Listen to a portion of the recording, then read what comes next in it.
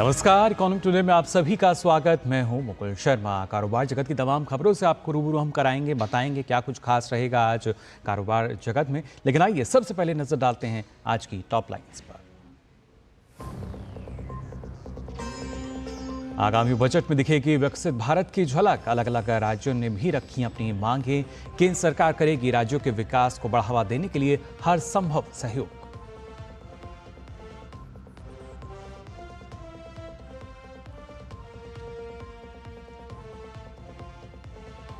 चीन से बेहतर भारत का इंफ्रास्ट्रक्चर विकास। मॉर्गन स्टैनली ने अपनी रिपोर्ट में दी जानकारी। बुनियादी ढांचे में हाल के वर्षों में सुधार से आए ये परिणाम। आज से शुरू होगा महत्वपूर्ण खनिज ब्लॉकों की नीलामी का चौथा चरण। अब तक 38 महत्वपूर्ण खनिज ब्लॉकों को किया गया है कवर। 14 राज्यों और केंद्र शासित प्रदेशों में स्थित हैं ये ब्लॉक।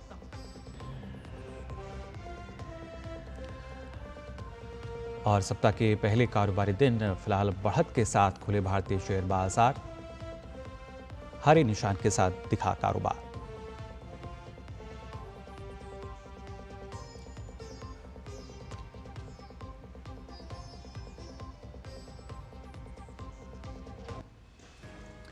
और आइए शुरुआत करते हैं कार्यक्रम की। सबसे पहले बात करते हैं एक रिपोर्ट की जो कि दी है मॉर्गन स्टैनली ने। जी हां, इसकी रिपोर्ट के अनुसार हाल के वर्षों में भारत के बुनियादी ढांचे में उल्लेखनीय सुधार हुआ है और इसकी तारीफ की गई है। रिपोर्ट में बताया गया है कि हाल ही में किए गए सुधार और इसके साथ साथ गति शक्ति जैसी सरकारी पहलों से आगे की प्रगति के लिए बहुत उम्मीदें हैं। मॉर्गन स्टैनली की रिपोर्ट के अनुसार जीडीपी पैमाने की तुलना करने पर भारत की स्थिति चीन से बेहतर है। भारत के बुनियादी ढांचे में हाल के वर्षों में हुए सुधार से आए परिणाम हैं और उसमें पीएम गति शक्ति जैसे सरकारी पहलू की स्थिति में और सुधार होने की जो उम्मीद है वो जताई गई है। साथ ही बताया गया है कि पिछले दशक में भारत के बुनियादी ढांचे पर खर्च में उल्लेखनीय वृद्धि दर्ज की गई है और इसके साथ ही भारत के बुनियादी ढांचे में जो निवेश है वो भी लगातार बढ़ने की उम्मीद जताई गई है। बताया गया है कैसे फिलहाल की जो स्थिति बनी हुई है। सड़क विकास के लिए भारतमाला परियोजना जो है उसका जिक्र किया गया है। बंदरगाह संपर्क के लिए सागरमाला और इस साथ साथ बिजली और जलमार्ग विकास कार्यक्रम भी जो हैं वो शामिल हैं, जिसके चलते बुनियादी ढांचा जो है, इंफ्रास्ट्रक्चर जो है वो काफ़ी मजबूत स्थिति में है। मॉर्गन स्टैनली की रिपोर्ट के अनुसार भारत की आर्थिक वृद्धि दर जो है वो आगे भी बेहतर बने रहने का अनुमान जताया गया है। इसके साथ ही अगले 5 वर्षों में 1.45 ट्रिलियन अमेरिकी डॉलर का संचयी खर्च होगा। ये जानकारी इस रिपोर्ट के जरिए दी गई है। हालांकि अभी तक अगर देखा जाए, चीन को लंबे समय से बुनियादी ढांचे में अपने भारी निवेश के लिए जाना जाता था, जो कि बेजोड़ पैमाने, आकार और दक्षता को प्रदान करता था। लेकिन अब जो निवेशक हैं उनका रुझान भारत की तरफ है और उसी वजह से हम देख सकते हैं किस तरीके से जो इंफ्रास्ट्रक्चर है उसमें काफ़ी मजबूती आई है और उसी वजह से हम मान भी रहे हैं जो अर्थव्यवस्था है हमारे देश की वो लगातार मजबूत बनी हुई है। तो एक बार फिर से मोहर लगती हुई किस तरीके से भारत आर्थिक प्रगति कर रहा है मॉर्गन स्टैनली की इस रिपोर्ट में।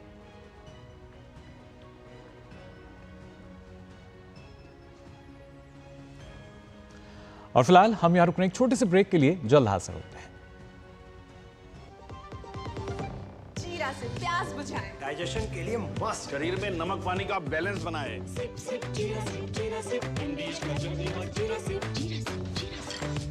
ये डाउट बहुत ही अमेजिंग चीज है, काम आसान कर देती है। अब जिस पे भी डाउट है वो तो ऑटोमेटिकली आउट है। लेकिन मुथूट फाइनेंस से गोल्ड लोन लेते हुए कोई डाउट नहीं है, क्योंकि यहाँ है पूरी ट्रांसपेरेंसी, 100% भरोसा और सुरक्षा। तभी तो मुथूट फाइनेंस है भरोसा इंडिया का number 1 most trusted financial services brand. तो गोल्ड लोन लेने के लिए कॉल करें 1-800-313-1212। घुटना, कंधा या कमर, चाहे जैसा हो दर्द, डॉक्टर ऑर्थो आपको देता है दर्द से पूरी आजादी। ये कोई टेम्पररी पेन किलर नहीं, आयुर्वेदिक औषधि। तो ब्रेक के बाद आप सभी का एक बार फिर स्वागत। आप देख रहे हैं इकोनॉमिक टुडे और आइए अब आगे बढ़ते हैं और नजर डालते हैं कारोबार जगत पर भी किस तरीके से आज की जो दिन की शुरुआत हुई है मार्केट की, उसमें गिफ्ट निफ्टी की अगर बात की जाए तो आप देख सकते हैं 71 अंकों की जो गिरावट के साथ लाल निशान फिलहाल इसमें नजर आ रहा है। गिफ्ट निफ्टी के बाद नजर डालेंगे सेंसेक्स पर भी, वहां क्या स्थिति है।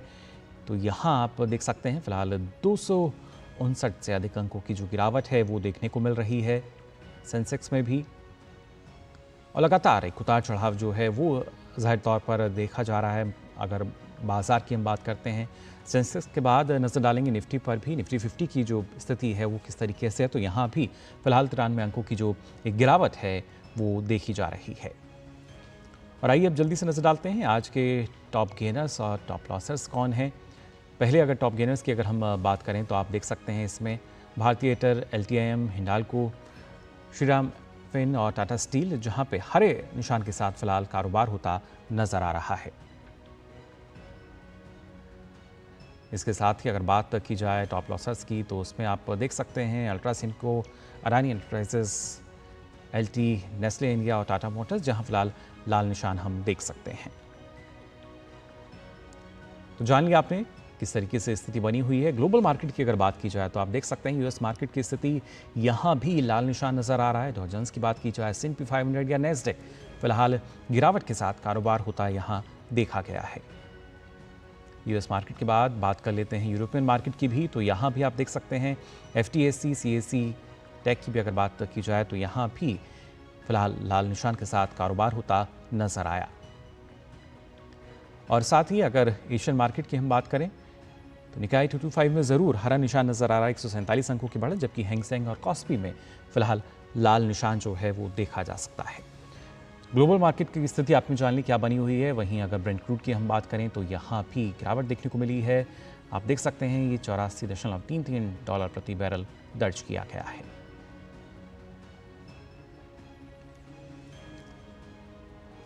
और आइए अब बात करते हैं आज के फोकस की।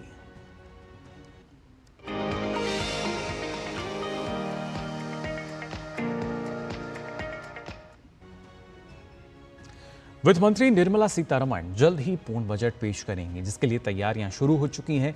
इस बजट से एक तरफ जहां अलग अलग राज्यों की अपेक्षाएं हैं, उम्मीदें हैं, तो वहीं दूसरी तरफ केंद्र सरकार ने भी साफ कर दिया है कि राज्यों के विकास को बढ़ावा देने के लिए हर संभव सहयोग दिया जाएगा, जिससे विकसित भारत के लक्ष्य को साकार किया जा सके।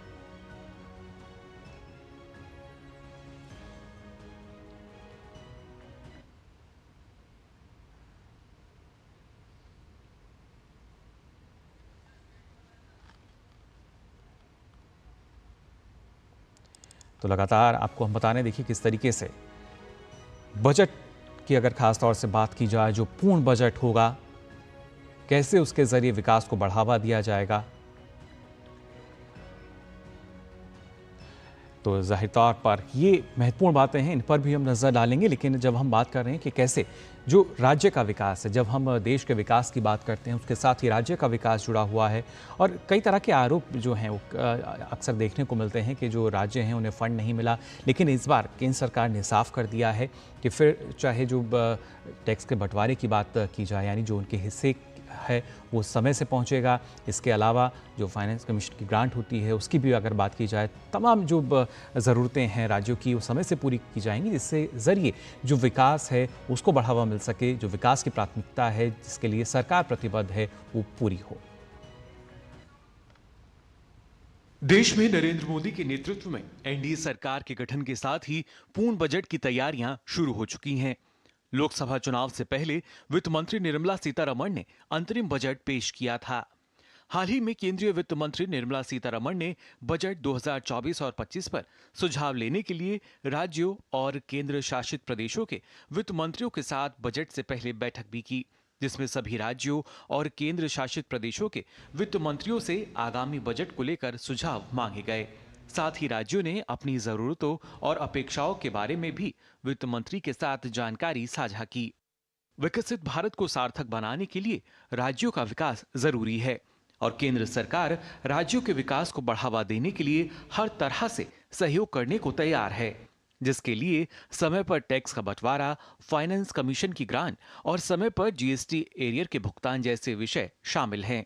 साथ ही पूंजी निवेश के लिए राज्यों को विशेष सहायता योजना के माध्यम से हर राज्य के विकास को गति प्रदान की जाएगी। केंद्र सरकार की इस महत्वपूर्ण योजना की ज्यादातर मंत्रियों ने सराहना की है और इसके लिए कुछ सुझाव भी दिए। इसके अलावा अलग अलग राज्यों ने अपनी मांगे भी रखी हैं। तमाम राज्यों को उम्मीदें हैं कि बजट में उनकी मांगे पूरी होंगी और विकास के लिए प्रतिबद्ध केंद्र सरकार लोगों के जीवन में सुधार करते हुए विकसित भारत के लक्ष्य की तरफ तेज रफ्तार से आगे बढ़ेगी। Bureau report, DD news. तो लगातार जो उम्मीदें हैं, क्योंकि बजट ना सिर्फ आम जनता की उम्मीदें बल्कि जो हमारे देश के अलग अलग राज्य हैं उन राज्य सरकारों की भी उम्मीदें हैं और उनके लिए सरकार ने उनको आश्वस्त कर दिया है कि जो हर संभव सहयोग है वो केंद्र सरकार की तरफ से दिया जाएगा। फिलहाल किस तरह की उम्मीदें हैं और इन उम्मीदों के पूरा होने के बाद किस तरह का बदलाव जो है वो नजर आ सकेगा, इस पर चर्चा के लिए दो खास मेहमान हमारे साथ जुड़े हैं। हमारे साथ डॉक्टर अनिल कुमार हैं जो कि प्रोफेसर हैं डिपार्टमेंट ऑफ कॉमर्स के दिल्ली स्कूल ऑफ इकोनॉमिक्स से, और साथ ही शुभमोय भट्टाचार्य जी हैं वरिष्ठ आर्थिक पत्रकार। आप दोनों का बहुत बहुत स्वागत। सबसे पहले अनिल जी आपके पास मैं आना चाहूँगा, राज्यों के विकास के साथ साथ, क्योंकि प्रधानमंत्री इस बात को अक्सर दोहराते हमने देखे हैं कि जो राज्य हैं जब तक उनका विकास नहीं होगा देश का विकास संभव नहीं है। और बजट से पहले जिस बैठक में अब राज्य जो हैं अपनी अपनी मांगे भी बताते हैं, जो उनकी अपेक्षा है उनको भी रखते हैं, उनको उन्होंने वित्त मंत्री के साथ भी साझा किया और केंद्र सरकार की तरफ से भी साफ कर दिया गया है कि जो हर संभव सहयोग है वो किया जाएगा। कितना फायदा इसके जरिए राज्य के विकास को मिलेगा? देखिए मुकुल जी, भारत सरकार का हमेशा से ये सोच रही है सबका विकास और सबका साथ जी। उसमें राज्य सरकारों को साथ लेकर ही संभव है। लक्ष्य हमारे सामने है 2047 में विकसित भारत के लिए न केवल हमें जीडीपी में जो हमारी विकास दर आज भी रिकॉर्ड है, अगर मैं सबसे बड़ी अर्थव्यवस्थाओं की बात करूं, उसके साथ साथ हमें पर कैपिटा इनकम को बढ़ाने में भी जोर देना पड़ेगा। और सरकार की जितनी भी वेलफेयर स्कीम्स हैं, जब तक स्टेट गवर्नमेंट का पूरा सहयोग ना हो वो धरातल पर इंप्लीमेंट नहीं हो सकती है। आज हम देखते हैं कि स्टेट गवर्नमेंट्स में भी कुछ फिस्कल डिसिप्लिन की, कुछ सरकारों में फिस्कल डिसिप्लिन की कमी है।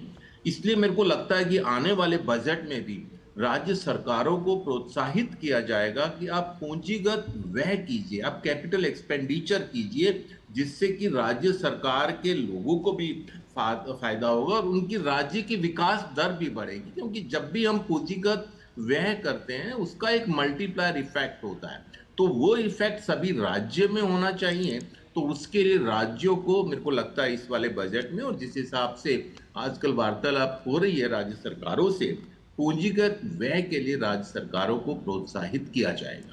जी बिल्कुल, और ख़ासतौर से शुभमोय जी आपसे भी मैं जानना चाहूँगा, क्योंकि अक्सर जो राज्य सरकार हैं उनका तो ये भी आरोप लगता है कि हमें जो ग्रांट है वो समय पर नहीं मिली, जितना विकास के लिए हमें खर्च की आवश्यकता था वो नहीं मिला। लेकिन सरकार यहाँ सीधे तौर पर ना सिर्फ साफ करके चल रही है बल्कि सुनिश्चित भी कर रही है, क्योंकि राज्य जो हैं वो देश से अलग नहीं है।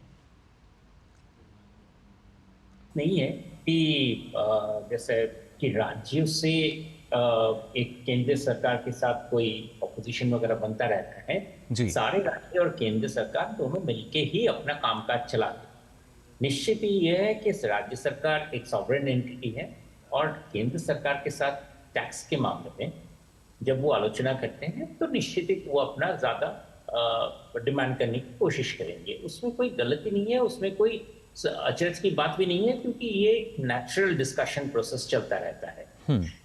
बेसिकली केंद्र सरकार और राज्य सरकार, और खासकर आप देखेंगे उन राज्य जो काफी आगे चल रहे हैं, उनका एक बेसिक ये रहता है कि कैपिटल एक्सपेंडिचर के लिए जितना स्पेस बनाया जाए वो बेहतर है, और वही स्पेस के लिए केंद्र सरकार भी जोर देते रहते हैं कि आप आपके फिस्कल जो स्लिपेजेस हैं उस पर ध्यान रखिएगा कि ताकि आपको ज्यादा जगह मिले, आपको ज्यादा स्पेस मिले कैपिटल एक्सपेंडिचर करने, क्योंकि पूंजीगत निवेश के लिए कैपिटल एक्सपेंडिचर में खर्च होता है, उसका रिटर्न आने में समय लगता है जी। लेकिन यही रास्ता है आगे चलने के लिए। तो राज्य सरकार जितने सारे आप देखेंगे आगे चल रहे हैं और जिन पर कामकाज अच्छी तरीके से चल रहे हैं, वो वही राज्य हैं जो इस बात को काफी मान के चलते जी। और आप देखेंगे बहुत सारा जिसे कहते हैं हम स्टेट्स जिनके मानदंड बहुत अच्छे हुए हैं, जिनके परफॉर्मेंसेस बहुत अच्छे होते हैं, आरबीआई उनके सराहना करते हैं, उनके लिए एक्स्ट्रा, उनके लिए उनकी बातों को और भी ज्यादा गौर फरमाते हैं। वेरएज कुछ राज्य हैं जिनको बहुत सारे वजह से जिनके परफॉर्मेंस ठीक नहीं थे, जी। तो वो अभी कोशिश कर रहे हैं कि भाई वो भी उसी रास्ते पे चले, ताकि डेवलपमेंट के जो क्रिया है जी। उस पर तेजी हो। जी बिल्कुल, और खासतौर से अनिल जी अगर देखा जाए, क्योंकि हर राज्य में जिस तरीके से हमने देखा कि कृषि क्षेत्र की अगर हम बात करें, ओडीओपी जो स्कीम है वो शुरू की गई। इसके अलावा अलग अलग राज्यों में जो खासतौर से हमारे जो पर्यटन स्थल हैं उनको लगातार बढ़ावा दिया जा रहा है, या पूंजी निवेश की जब हम लगातार बात करें तो एक जो विशेष सहायता योजना की बात कही गई है। इसका हमने देखा था कि जो बैठक हुई थी बजट से पहले की, इस बैठक में जो अलग अलग राज्यों से जो मंत्री थे, वित्त मंत्री इसमें शामिल हुए थे, उन्होंने भी इस पर अपने सुझाव दिए थे और काफ़ी बेहतर इसको बताया था, तारीफ की थी कि इसकी आवश्यकता और इस तरह के ही कदम शायद राज्यों के विकास में भागीदार बनेंगे। देखिए, विकास के क्षेत्र में अधिकतर जो विभाग हैं वो राज्य सरकारों के अधीन आते हैं, हमें ये नहीं भूलना चाहिए। तो केंद्र सरकार जो योजनाएं बनाती हैं उसको इम्प्लीमेंट, कार्यान्वित उसको राज्य सरकारों को ही करना होता है। उसमें कभी कभी कुछ क्षेत्रों में, कुछ स्कीम्स में, योजनाओं में राज्य सरकारों का अपना हिस्सा होता है, और सब्सटेंशियल जो मेन जो हिस्सा होता है वो केंद्र सरकार का होता है। तो ये राज्य सरकारों का दायित्व बन जाता है कि जो भी सरकार की योजना है और जो भी सरकार की सोच है उसको ठीक ढंग से इम्प्लीमेंट करे, और केंद्र सरकार अपनी तरफ से राज्य सरकारों को प्रोत्साहित करने के लिए, मोटिवेशन देने के लिए इस समय समय पे कदम उठाती रहती है। तो मेरे को लगता है कि जब हम बात करते हैं फेडरलिज्म की, फेडरलिज्म का मतलब सेंटर और स्टेट गवर्नमेंट्स मिलकर जब तक नहीं चलेगी, जब तक हम विकसित भारत 2047 का जो हमारा सबका सपना है उस तक हम नहीं पहुंच सकते। तो आज सरकार ने, मैं देख रहा हूं 4-5 दिनों से, बहुत अच्छा कदम है। राज्य सरकारों के प्रतिनिधियों को, उनके पॉलिटिकल जो चीफ मिनिस्टर्स हैं उनको बुलाया गया और मंत्रिगणना की गई है। वो सबकी अपनी अपनी डिमांड्स होती हैं, लेकिन साथ में एक कॉन्स्टेंट्स भी हैं, बजट का भी कॉन्स्टेंट्स है, उन सबको करके एक बैलेंस देना होता है। और हमारे देश में जो व्यवस्थाएं बनी हुई है, खास करके जीएसटी काउंसिल, उसमें टैक्सों का बंटवारा कैसे होगा, और फाइनेंस कमीशन, इसमें बहुत सुचारू ढंग से टैक्सों का बंटवारा होता है। जहां पर थोड़ा बहुत राज्य सरकारों को रोष होता है, मेरे को लगता है कि वो भी जो उनकी डिमांड है, काउंटर डिमांड्स हैं, उसको भी समय समय पर सरकार ध्यान में रखकर प्रावधान करती रहती है। जी बिल्कुल, और खासतौर से शोभमोहित जी, जिस तरीके से सरकार जो है कोशिश यही करती है, प्रावधान रखती है कि जहां विकास की आवश्यकता है वहां पर उस तरह के हिसाब से जो ग्रांट है वो दिए जाते हैं। लेकिन अब इस बार का जो ये पूर्ण बजट होगा, इसमें किस तरीके की उम्मीदें आप देखते हैं अलग अलग राज्यों की?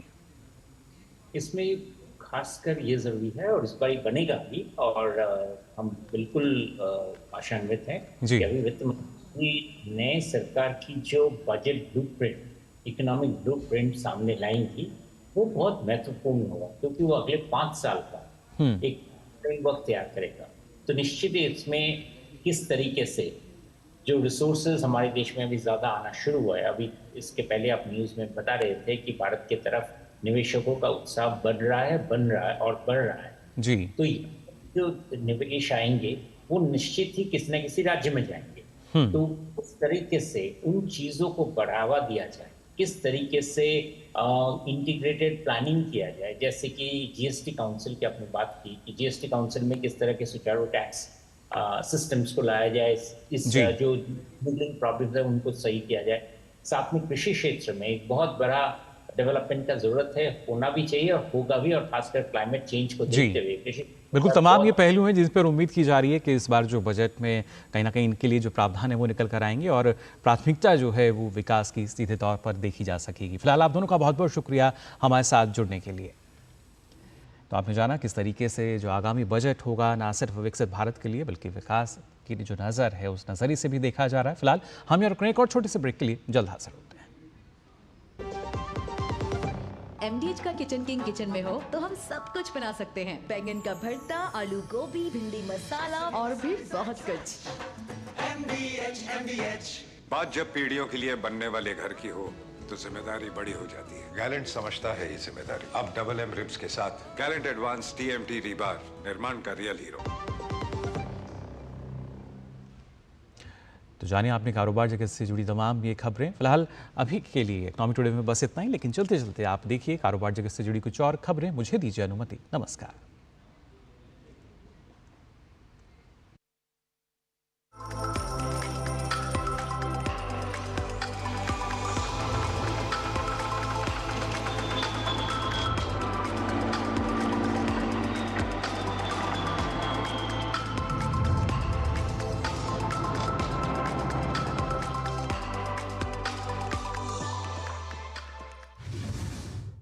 भारत सरकार ने राजस्थान और कर्नाटक से 9 गीगावाट आरी बिजली निकालने के लिए नई इंटरस्टेट ट्रांसमिशन सिस्टम योजना को मंजूरी दे दी है। इन योजनाओं को कैटेगरी बेस्ड बिडिंग मोड के माध्यम से कार्यान्वित किया जाएगा। ये योजनाएं 2030 तक 500 गीगावाट आरी क्षमता का हिस्सा हैं, जिसमें से 200 गीगावाट पहले से ही जुड़ा हुआ है। भारतीय इक्विटी बाजार में विदेशी पोर्टफोलियो निवेश बढ़ा है। दरअसल NSDL के आंकड़ों के मुताबिक भारतीय इक्विटी बाजार में विदेशी पोर्टफोलियो निवेश जून में 12,170 करोड़ रुपए के शुद्ध निवेश के साथ सकारात्मक हो गया। 21 जून तक FBI ने इस महीने के लिए इक्विटी बाजार में राशि डाली थी। GST करदाताओं के पास अब 1 महीने या तिमाही में करों के भुगतान से पहले अपनी बाहरी आपूर्ति या बिक्री रिटर्न फॉर्म GSTR-1 में संशोधन करने का विकल्प होगा। GST परिषद ने अपनी बैठक में करदाताओं को कर अवधि के लिए फॉर्म GST-1 में विवरण में संशोधन करने या अतिरिक्त विवरण घोषित करने की सुविधा प्रदान करने के लिए फॉर्म GSTR-1A के माध्यम से एक नई वैकल्पिक सुविधा प्रदान करने की सिफारिश की थी। अडानी ग्रुप के मालिकाना हक वाली अंबुजा सीमेंट्स ने मध्यम अवधि में ग्रुप की सभी सीमेंट कंपनियों को आपस में मिलाकर एक कंपनी बनाने की योजना बनाई है। कंपनी की योजना मध्यम अवधि में सभी सीमेंट कंपनियों का मर्जर करके एक प्रमुख सीमेंट कंपनी का निर्माण करना है। टाटा स्टील नीदरलैंड को कार्बन रहित बनाने की रणनीति को लेकर डच सरकार के साथ चर्चा शुरू कर चुका है। ये गैर कार्बनीकरण 2 चरणों में लागू किया जाएगा। एक ब्लास्ट फर्नेस साल 2030 से पहले बदला जाएगा, इसके बाद दूसरे वाले को बदला जाएगा।